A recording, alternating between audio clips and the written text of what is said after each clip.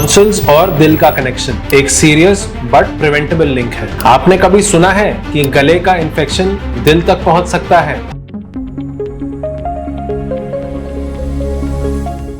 लगता है अजीब, लेकिन ये बात सच है, स्पेशली जब हम बात करते हैं रिपीटेड टॉन्सिलाइटिस और हार्ट इश्यूज की। तो आज हम डिटेल में समझेंगे टॉन्सिल और हार्ट के बीच क्या कनेक्शन है, कैसे एक simple throat infection life long heart problem बन सकता है और कैसे इससे इजीली प्रिवेंट कर सकते हैं। टॉन्सिल्स एक पार्ट होते हैं हमारे इम्यून सिस्टम के, गले के दोनों साइड में ये स्थित रहते हैं, जिनको फॉशल टॉन्सिल्स कहते हैं। उनका काम है बैक्टीरिया, वायरस जैसे इन्फेक्शंस को एंट्री पे ही रोक लेना। ये हमारे गले के बॉडीगार्ड्स होते हैं। लेकिन अगर repeated infections specially bacterial like streptococcal throat होते रहते हैं और उनका प्रॉपर ट्रीटमेंट नहीं होता तो प्रॉब्लम बड़ी हो सकती है। सबसे कॉमन बैक्टीरिया जो टॉन्सिलाइटिस कराता है वो ग्रुप ए स्ट्रेप्टोकोकस का होता है, जिसमें आमतौर पर स्ट्रेप्टोकोकस पायोजीन्स देखा जाता है। ये बैक्टीरिया स्ट्रेप थ्रोट के लिए रिस्पॉन्सिबल होता है और अगर टाइमली एंटीबायोटिक्स ना मिले तो ये बॉडी का इम्यून सिस्टम को कंफ्यूज कर देता है। इसका रिजल्ट एक डेंजरस कंडीशन हो जाता है जिसका नाम रूमेटिक फीवर कहते हैं। रूमेटिक फीवर एक ऑटोइम्यून डिजीज है। जब इम्यून सिस्टम बैक्टीरिया से लड़ता है तो कभी कभी उस बैक्टीरिया के प्रोटीन्स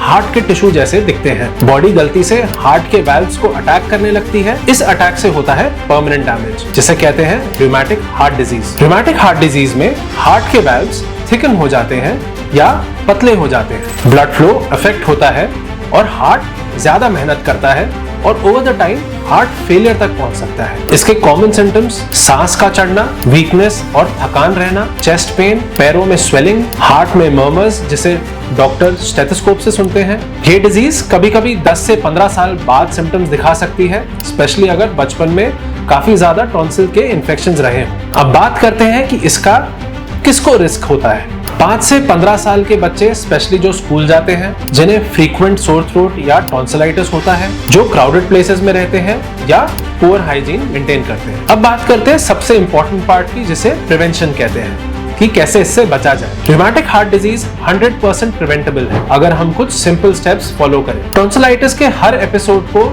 लाइटली ना लें, डॉक्टर को दिखाएं, टेस्ट करवाएं जैसे थ्रोट स्वैब्स, एंटीबायोटिक्स जो प्रिस्क्राइब करी जाती हैं उनका पूरा कोर्स कंप्लीट करें, चाहे सिम्टम्स 1-2 दिन में ही ठीक हो जाएं। फ्रीक्वेंट इन्फेक्शंस हो तो इवैल्यूएट कराएं।